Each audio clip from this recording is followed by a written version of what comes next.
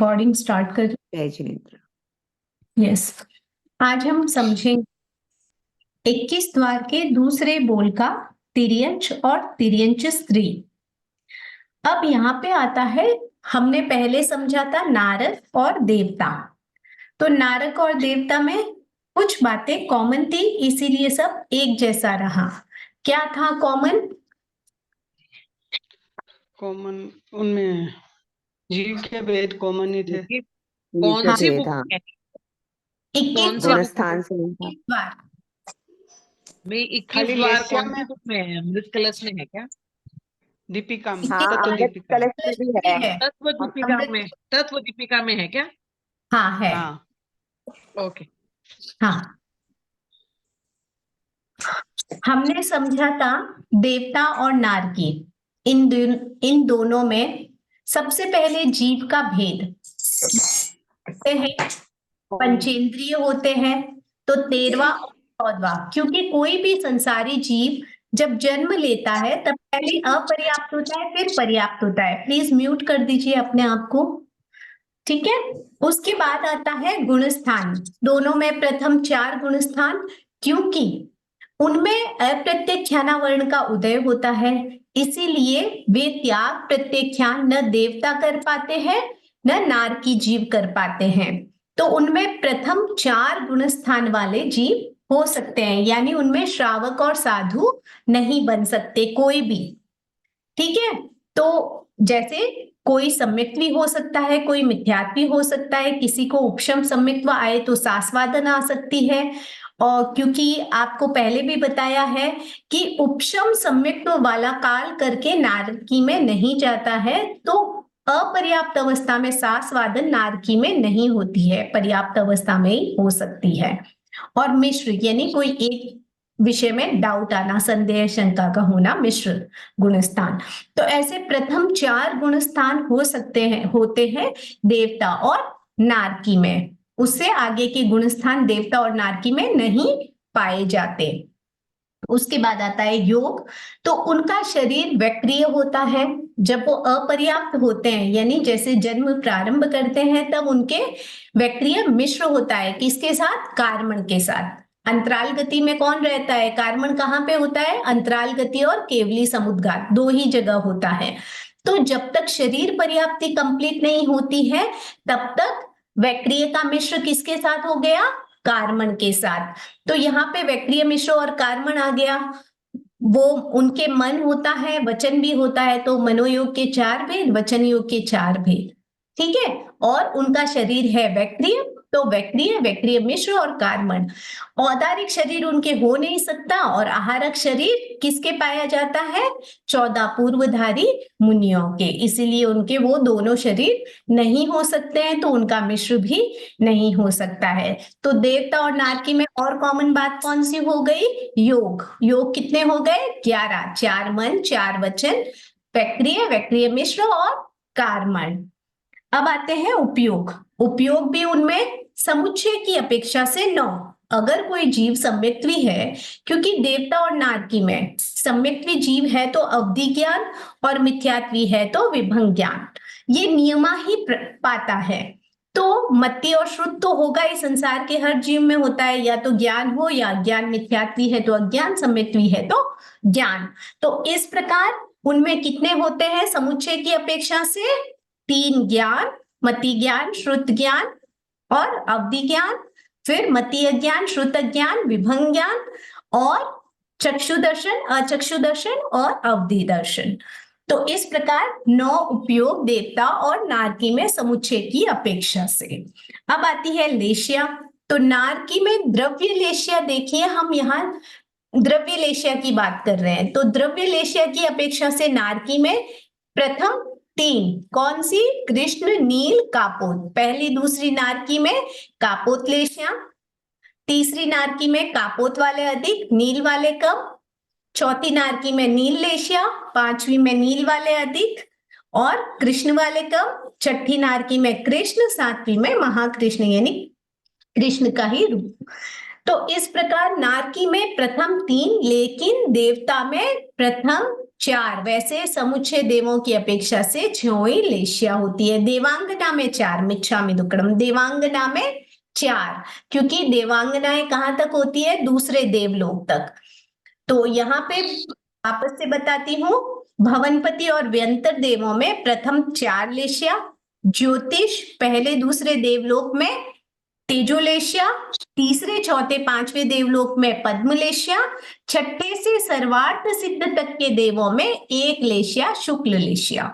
इस प्रकार ज्योतिष पहला दूसरा देवलोक में भी 1 तेजोलेशिया, तीसरे चौथे पांचवें देवलोक में भी 1 पद्मलेशिया, छठे से सर्वार्थ सिद्ध तक भी 1 शुक्ल लेशिया। इस प्रकार देवता में तो 6 ही लेशिया, देवांगना दूसरे देवलोक तक होती है, इसीलिए प्रथम 4 लेशिया हो सकती हैं। ये देवता और देवांगना में डिफरेंस है। और नारकी में प्रथम 3, देवांगना में 4, देवता में 6 ही, सबकी अपेक्षा से। आत्मा, वो चारित्र ग्रहण नहीं कर सकते हैं। अब हमने गुणस्थान प्रथम 4 लिए हैं, तो हम सम्यक्त्वी मिथ्यात्वी समुच्चय की अपेक्षा से कह रहे हैं। अगर वहां पहला गुणस्थान है तो आप ज्ञान आत्मा छोड़ दोगे, जहां छठा गुणस्थान आएगा वहीं से चारित्र आत्मा स्टार्ट होगी। श्रावक में देश चारित्र माना जाता है, पूर्ण चारित्र नहीं। क्लियर है? तो हम यहाँ पे सम्यक्त्वी भी ले रहे हैं, मिथ्यात्वी भी ले रहे हैं, तो हम आत्मा कौन सी छोड़ेंगे? चारित्र आत्मा, क्योंकि DUD मैंने आपको पहले ही बताया है, संसार के हर प्राणी में और सिद्धों में भी होता है, द्रव्य उपयोग दर्शन। दर्शन का मतलब मिथ्या दर्शन भी है, सम्यक दर्शन भी है। जहां सम्यक्त्व होता है वहां सम्यक दर्शन, जहां मिथ्यात्व होता है मिथ्या दर्शन। क्लियर है? दर्शन का मतलब वो देखने वाला नहीं है। यहाँ दर्शन का मतलब दर्शन मोहनीय कर्म का उपशम क्षय क्षयोपशम उदय होगा तब तो मिथ्यात्व, और उपशम क्षय क्षयोपशम होगा तब दर्शनात्मा का सम्यक्त्व वाला सीन। ठीक है? क्लियर है ना? समझ में आ रही है ना? आत्मा समझनी बहुत जरूरी है, ये आपके आगे 52 बोल में बहुत काम आएगी। ये अभी लघु दंडक, हाँ 52 बोल में, सॉरी। तो देवता और नारकी में आत्मा कितनी? 7, चारित्र को छोड़कर, क्योंकि वहां चारित्र नहीं होता है। गुणस्थान कितने हैं? प्रथम 4। लब्धि समुच्चय जीवों में, संसार में जितने भी जीव है, चाहे तीर्थंकर हो, केवली हो या एकेंद्रीय हो, कोई भी हो, तो लब्धि 5। किंचित मात्र क्षय या क्षयोक्षम, क्षय तो ऊपर के गुणस्थानों में, क्षयोक्षम नीचे के गुणस्थानों में, सबके क्षयोक्षम तो होता ही होता है। अच्छा, भाव छूट गया। भाव समुच्चय की अपेक्षा से 5, क्योंकि मैंने जैसे कल समझाया था, लास्ट क्लास में समझाया था कि इस अपेक्षा से नारकी जीवों में उपशम सम्यक्त्व आ सकता है, क्योंकि क्षयोक्षम, औदैक, क्षायोपश्मिक और पारिणामिक, ये 3 भाव तो समुच्चय जीवों में होते ही हैं। चौथे गुणस्थान से उपशम और क्षायिक भाव प्राप्त हो जाते हैं। उपशम सम्यक्त्व कौन से गुणस्थान से मिलती है? चौथे गुणस्थान से। क्षायिक सम्यक्त्व कौन से गुणस्थान से मिल सकती है? चौथे गुणस्थान से, ऊपर के कोई भी गुणस्थानों में।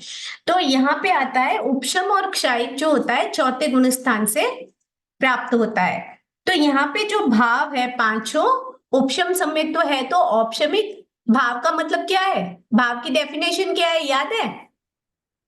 कर्मों के संयोग और वियोग से होने, योग और वियोग से होने वाली आत्मा की अवस्था को आत्मा की अवस्था भाव कहते हैं। तो कर्मों का संयोग वियोग, यानी मोहनीय कर्म का संयोग हुआ तो औदैहिक भाव हो गया, वियोग यानी उपशम क्षय क्षयोपशम हुआ तो वियोग भाव हो गया। तो उसके उपशम क्षय क्षयोपशम से क्या क्या प्राप्त होता है? वो वाली अवस्था। तो इसी प्रकार इनमें नारकी और देवता में समुच्चय की अपेक्षा से भाव 5 ही। क्लियर है? उसके बाद आ गई आत्मा। ठीक है, चारित्र को छोड़कर, क्योंकि हमने सम्यक्त्व लिया है तो ज्ञान आत्मा भी लेंगे। अगर हम पहला ही गुणस्थान लेते हैं तो वहां ज्ञान आत्मा भी छूट जाती है, अगर दूसरा गुणस्थान लेते हैं तो ज्ञान आत्मा वापस आ जाती है। लब्धि समुच्चय की अपेक्षा से संसार के हर प्राणी में 5 ही। वीर्य, वीर्य का मतलब होता है पहले से चौथे गुणस्थान वाले जो त्याग प्रत्याख्यान नहीं करते हैं, उनको क्या, कौन सा वीर्य कहा जाता है? बाल वीर्य। बाल बाल बाल वीर्य बाल वीर्य। जो श्रावकत्व धारण करता है, यानी जो व्रताव्रती है, संयमा संयमी है, धर्माधर्मी है, उसे कौन सा वीर्य कहते हैं? बाल पंडित बाल बाल पंडित। पंडित पंडित वीर्य। क्योंकि पंडित वीर्य किसे कहते हैं? छठे गुणस्थान से 14वें गुणस्थान वाले सारे पंडित वीर्य। ठीक है, तो बाल वीर्य पहले से चौथा गुणस्थान याद रखिएगा। ऐसे नहीं कि खाली मिथ्यात्वी को बाल कह दिया। बाल का तात्पर्य है जो त्याग प्रत्याख्यान नहीं करते। ठीक है, बाल। तो देवता और नारकी में कौन सा वीर्य? एक, बाल, क्योंकि चौथा गुणस्थान तक है। और दृष्टि तो तीनों हो सकती है, क्योंकि हमने गुणस्थान सारे लिए हैं, तो दृष्टि सारी हो सकती है। सम्यक मिथ्या, सम्यक मिथ्या। ठीक है, भवि अभवि कोई भी हो सकता है, हमें ये पता नहीं है कि कौन है। अगर हाँ, हम जहां सम्यक्त्व के बोल होंगे, देवलोक में 5 अनुत्तर के देवता एकांत सम्यक्त्वी माने जाते हैं। ठीक है, बाकी जितने भी सम्यक्त्व बोल हैं उनमें नियमा ही भवि आएगा, शुक्ल पक्षी आएगा। ये चीज याद रखिएगा। बाकी समुच्चय की अपेक्षा से हम भवि है या अभवि कुछ नहीं कह सकते हैं। तो भवि अभवि दोनों। दंडक नारकी है तो खुद का एक, देवता है तो 13। देवता के 13 दंडक समझाए थे ना 25 बोल की चर्चा में। भवनपति के 10, 22वां, 23वां, 24वां, 13। और देवांगना है तो भी 13। क्यों देवांगना में 13 क्यों? क्योंकि हमने वैमानिक देवलोक का है। पहला दूसरा देवलोक भी तो वैमानिक में आ रहा है ना, हम दंडक ले रहे हैं पूछे की अपेक्षा से 13। पक्ष और कौन फिर सा? जो ये स्त्री होती है वैमानिक देवलोक के मतलब 2 तक ही होती है क्या? मतलब हाँ, जो दूसरे स्त्री देवलोक तक ही। स्त्री देवांगना मतलब देवियां दूसरे देवलोक तक ही होती है। हाँ, उस दूसरे वैमानिक के देवियां दूसरे होती देवलोक है। तक ही होती है ना? हाँ हाँ, भवनपति से लेकर दूसरे देवलोक तक। अच्छा, दान। हाँ, ठीक है।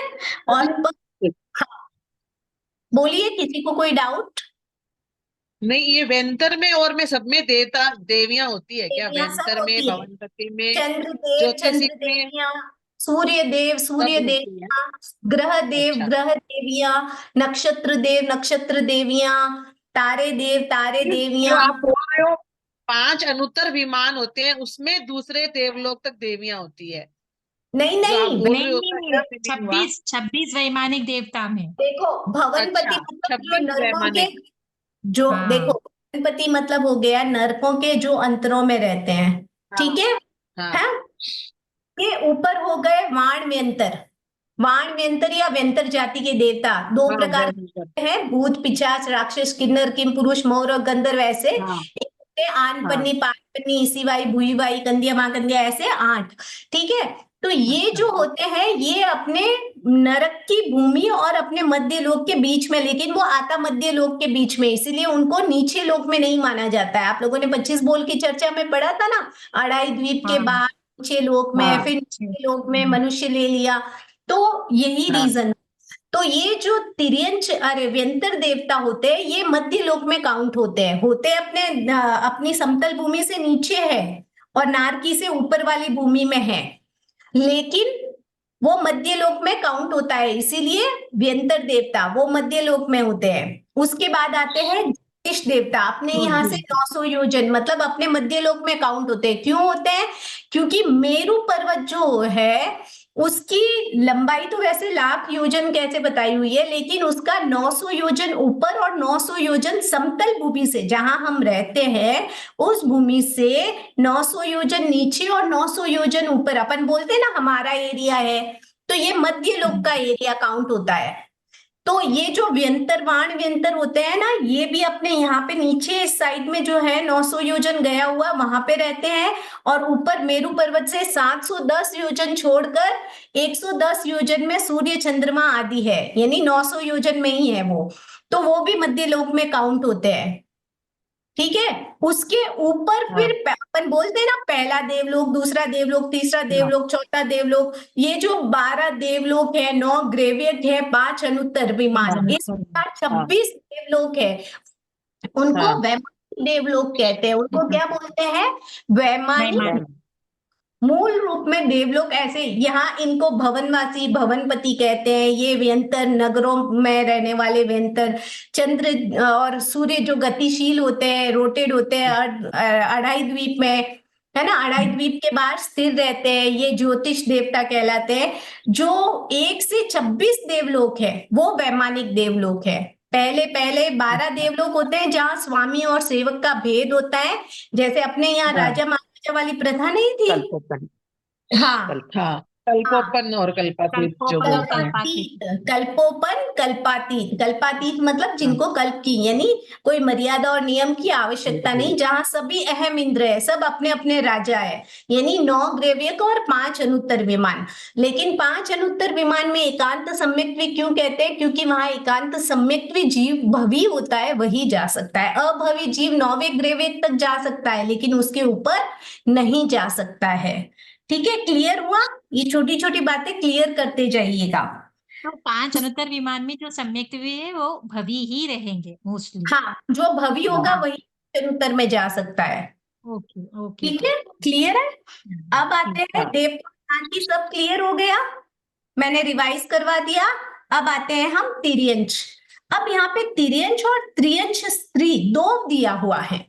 अब यहाँ पे दोनों में डिफरेंस बताती हूँ कि तिर्यंच का मतलब यहाँ से समुच्चय तिर्यंच का हो गया, एकेंद्रिय से लेकर संगी पंचेंद्रिय तिर्यंच तक, यानी जीव के भेद अगर हम लेंगे तो 14 के 14 पूरा। लेकिन जब हम तिर्यंच स्त्री की बात करेंगे तो उसमें हम कितने लेंगे जीव के भेद? 2, क्योंकि वो संगी, देखो स्त्री और पुरुष कौन बनता है? जो संगी होता है, जो गर्भज होता है, जो देवता और नारकी उपपातज होते हैं। ये मैंने आप लोगों को पहले ही बता दिया था, नारकी और देवता के जन्म को उपपात कहते हैं, लेकिन वो संगी पंचेंद्रिय है। और तिर्यंच और मनुष्य में जो गर्भ से उत्पन्न होने वाले होते हैं वही स्त्री और पुरुष होते हैं। नपुंसक भी गर्भ से उत्पन्न होते हैं, लेकिन जो जितने भी सन्मूर्छिम जीव है, यानी एटमॉस्फेयर के संयोग से जो अपने आप उत्पन्न होते हैं, उन्हें सन्मूर्छिम कहते हैं, और वो एकांततः नपुंसक ही होते हैं। नारकी भी नपुंसक होते हैं, लेकिन वो संगी होते हैं। अलग अलग बातें हैं, याद रखिएगा, ठीक है? तो यहाँ पे हम आते हैं कि तिर्यंच स्त्री यानी संगी है, गर्भज है, इसीलिए उसमें जीव का भेद कौन सा आएगा? 13वां और 14वां। क्यों 13? क्योंकि कोई भी जीव प्रारंभ में अपर्याप्त होता है, पर्याप्तियां पूर्ण करने पर ही पर्याप्त होता है, इसीलिए पहले अपर्याप्त फिर पर्याप्त। ठीक है, ओके।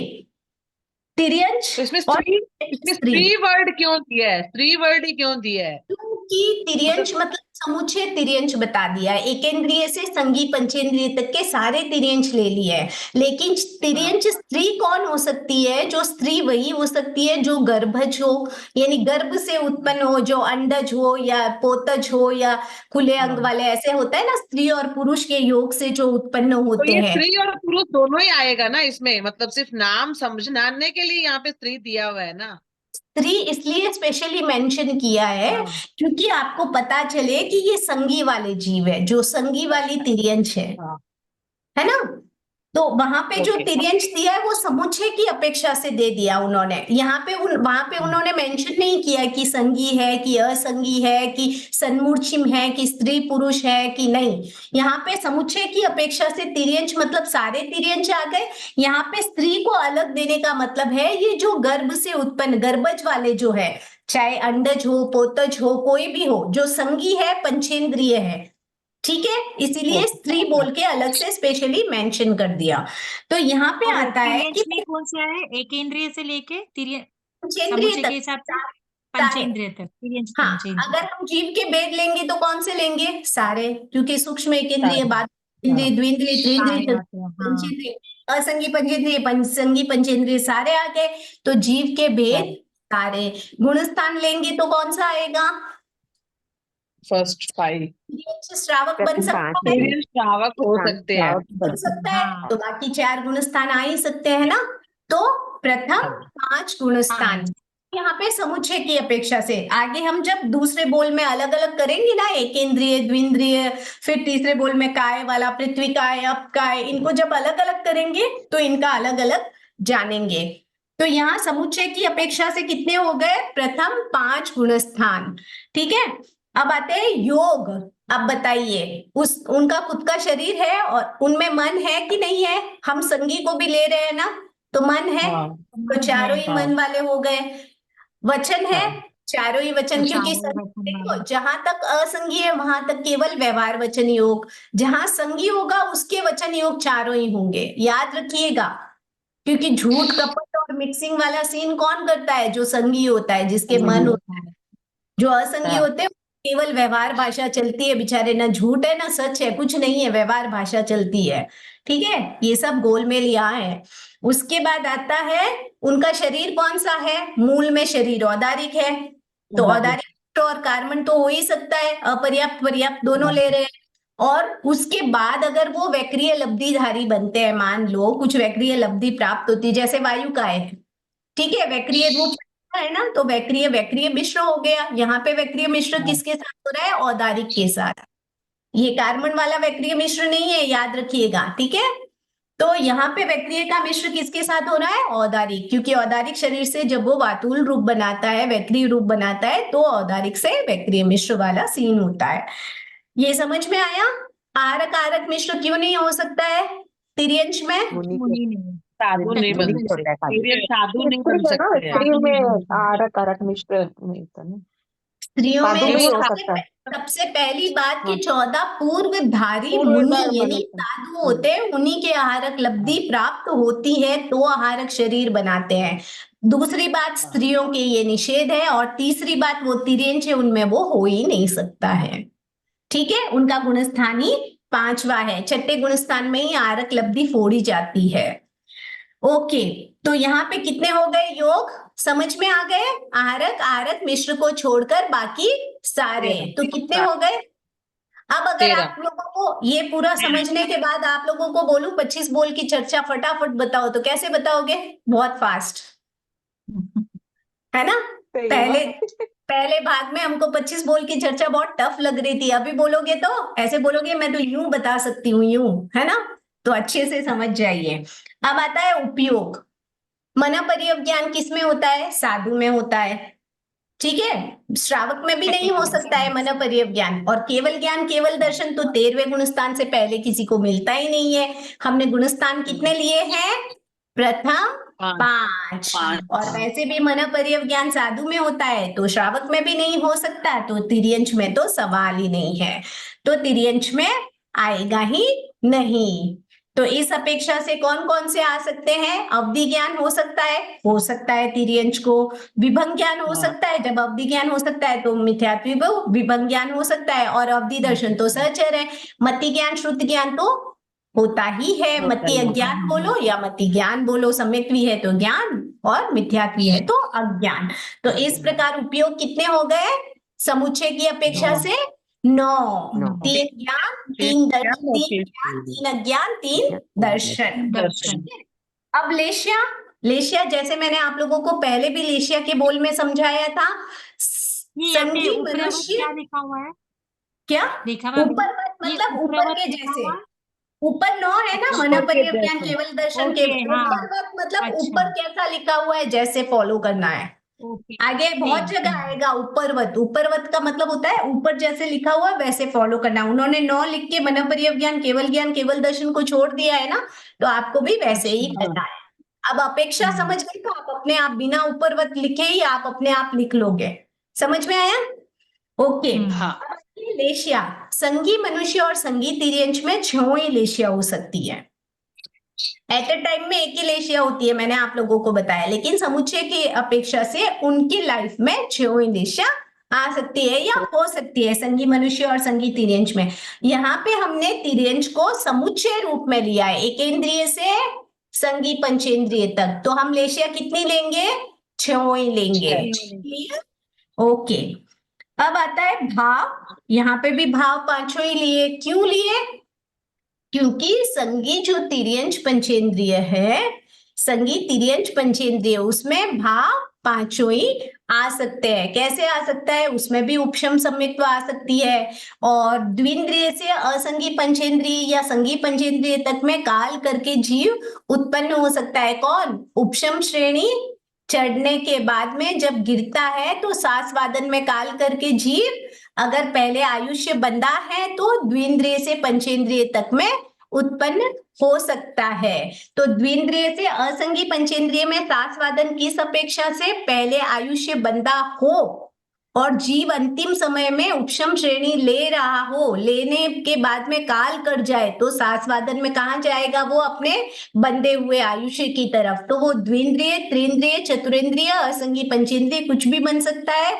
और जो संगी पंचेंद्रिय है तिर्यंच, उसमें उपशम श्रेणी आ सकती है। उपशम श्रेणी क्या मिच्छामित गुणम, उपशम सम्यक्त्व प्राप्त हो सकता है, क्योंकि उसके 5वां गुण स्थान है तो 4थे गुण स्थान में उपशम सम्यक्त्व मिल जाती है। और क्षायिक सम्यक्त्व का ऐसा नियम है, मैंने क्या बताया था, क्षायिक सम्यक्त्व कहाँ प्राप्त होती है? मनुष्य भव में। प्राप्त तो मनुष्य भव में होती है, लेकिन पूर्ण वो कोई भी गति में जहां उसके आयुष्य बंधा है, अगर काल कर जाए तो देव गति में, नरक गति में या तिर्यंच गति यानी तिर्यंच युगल कहा जाता है, तिर्यंच युगल, वहां कंप्लीट हो सकती है क्षायिक सम्यक्त्व। तो इस अपेक्षा से क्षायिक सम्यक्त्व चारों गतियों में हो सकती है। तो यहाँ पे भाव भी आ गया, क्षायिक भाव आया, क्षायिक सम्यक्त्व है तो क्षायिक भाव। तो भाव पांचों ही। आत्मा कितनी? 7 से। चारित्र को छोड़कर क्यों छोड़ा? क्योंकि 5वें 6ठे गुण स्थान से चारित्र स्टार्ट होगा, तो ये तो श्रावक है तो 5वां गुण स्थान में चारित्र नहीं आता, देश चारित्र आता है, पूर्ण चारित्र नहीं। लेकिन हम यहाँ पूर्ण चारित्र की बात कर रहे हैं। लब्धि समुच्चय में 5। वीर्य, अब यहाँ पे श्रावक है तो 1 से 4थे गुण स्थान वाले तो बाल, 5वां गुण स्थान है तो बाल पंडित, लेकिन इच्छा नहीं है इसीलिए पंडित वीर्य नहीं होगा। तो पंडित वीर्य को छोड़कर कौन सा? बाल और बाल पंडित बाल दो। और बाल पंडित। हाँ, अब आता है दृष्टि, तीनों ही, क्योंकि हमने गुण स्थान 5 ही लिए तो दृष्टि तो कोई भी, किसी की भी, कोई भी हो सकती है। और भवी अभवी कोई भी हो सकता है। दंडक, इनके खुद के 5 स्थावर, 3 विकलेंद्र, 1 बीसवार। मैंने बताया था ना 9 होते हैं तिर्यंच के दंडक, अच्छे से समझाए थे 25 बोल की चर्चा में। हाँ, में तिर्यंच के कितने दंडक? 9। देवता 9। के कितने? 13। याद रखिए। 13। वापस रिजॉइन करना है या आज इतना ही रखें? जितना ही रखे बस। हाँ, ठीक है। उसके बाद आता है पक्ष दोनों। ठीक है, आज ये क्लियर हो गया है और ये भी पक्ष का क्लियर। क्या मतलब हुआ रेखा जी? पक्ष का क्या मतलब हुआ? शुक्ल पक्ष या कृष्ण पक्ष, ये कभी भी टाइम ऑफ हो सकता है। शुक्ल पक्ष या कृष्ण पक्ष, जिसने अपने भाव भ्रमण की सीमा कर दी अर्ध पुद्गल परावर्तन, वो शुक्ल पक्षी, चाहे वो मिथ्यात्वी हो, सम्यक्त्वी हो, कोई भी हो, जो भवी जीव होता है उसके टाइम लिमिट हो गई कि भाई इतने काल तक ही संसार में रहेगा, वो हो गया शुक्ल पक्षी। बाकी कृष्ण, जिसने भाव भ्रमण की सीमा नहीं की वो सब कृष्ण पक्षी हो गए, जिसने सीमा कर दी वो शुक्ल पक्षी। मतलब ठीक वो है? जैसे जन्म